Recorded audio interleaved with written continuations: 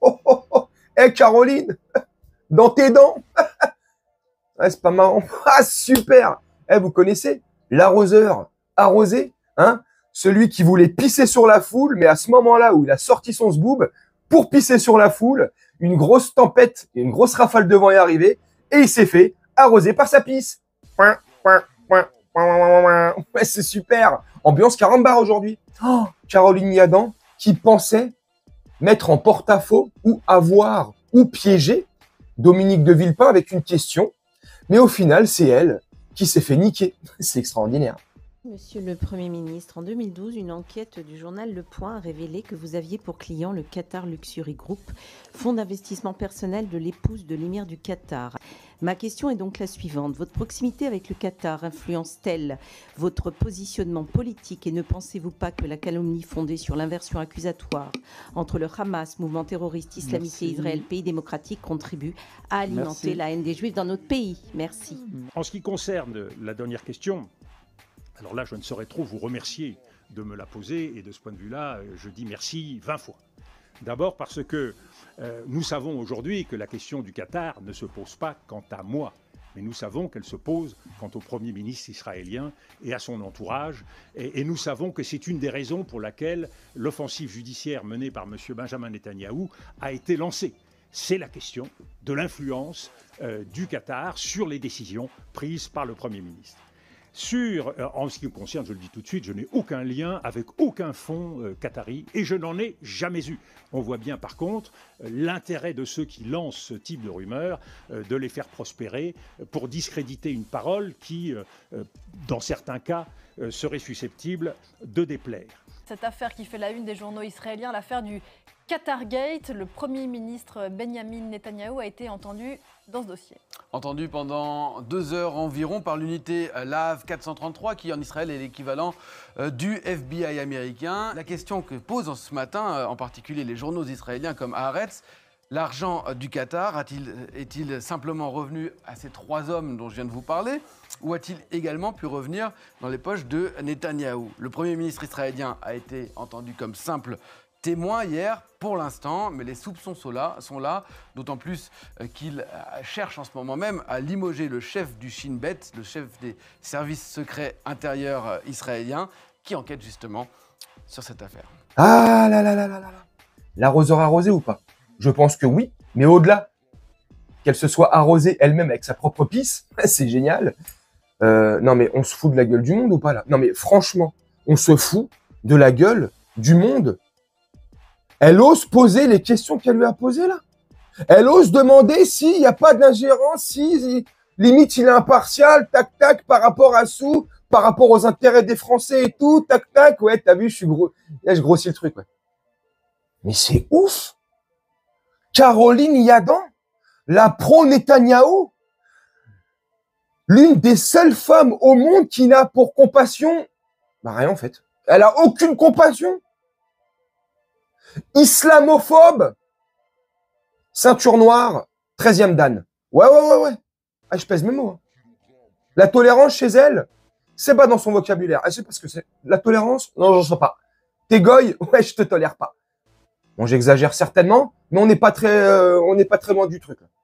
C'est incroyable. Elle ose parler pour l'intérêt des Français. Mais moi, je pose une question là. Répondez-moi en commentaire. Je pense plus ou moins savoir vos réponses. Dites-moi, on échange. On échange. N'hésitez pas à me dire en commentaire. Elle travaille pour les Français résidant à l'étranger. Son intérêt, c'est la France, elle. Ou son intérêt à elle, c'est Israël et les Juifs. Oui ou non? Parce que quand on l'écoute parler, quand on écoute ses interventions, à droite ou à gauche, mais là en l'occurrence dans des émissions de foot, RMC. Mais j'ai pas l'impression qu'elle travaille pour nous les Français. Chaque fois qu'elle prend la parole, qu'elle a des prises de position, c'est toujours et uniquement, et vous me dites si je me trompe, pour défendre l'intérêt des Israéliens. On est d'accord. Alors que c'est une députée française. Elle a été élue par des Français. Non mais là, j'espère que je dis pas de conneries là. On est d'accord. Ou on n'est pas d'accord. Non, mais franchement, sérieusement, c'est incroyable. Cette meuf ne travaille pas pour nous, ne travaille pas pour l'intérêt des Français. Cette femme-là ne travaille pas pour la France ou les politiques français. Non. Et je suis catégorique. Cette femme, pour moi, au-delà d'être catégorique, pour moi, cette femme, j'estime qu'elle travaille pour l'intérêt d'Israël. Et ça se voit. Comme je l'ai dit là, dans ses prises de parole, dans ses positions, dans son islamophobie, dans tout ce que vous voulez, en fait. Et là encore, j'en veux pour preuve, depuis le fameux jeudi dernier, où il y a eu l'émission de l'Afterfoot qui a fait tant polémique, où, soi-disant, elle est insultée d'islamophobe partout, elle se défend sur lesquels plateaux? I24, Europe 1, CNews. Vous voyez, je veux en venir ou pas?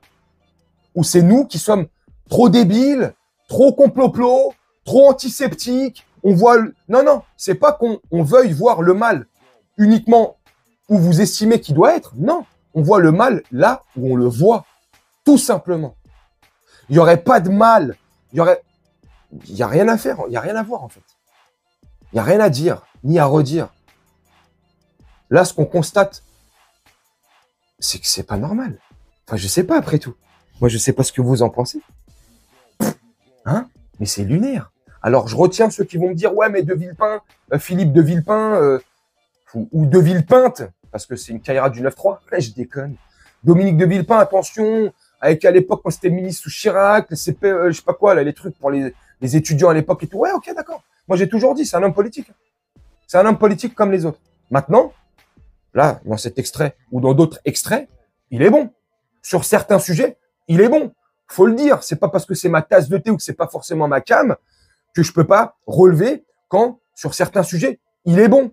C'est un bon diplomate, effectivement. Et vous me direz, c'est un très bon homme politique. Donc, un très bon acteur.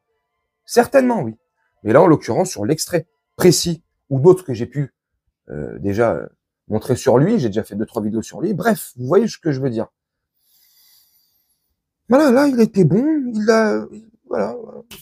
Clair, net, précis et sans bavure. L'extrait que je vous ai montré, je l'ai trouvé sur X. Je sais pas qui c'est qui a fait ce montage. Je vous le partage. Bref, n'hésitez pas à me dire en commentaire ce que vous en pensez. Moi, je vais vous laisser là-dessus. Faire un petit montage tranquillement. Et nous, on se retrouve bientôt pour une prochaine vidéo. Je vous souhaite une très bonne journée, une très bonne soirée ou une très bonne nuit. Ciao!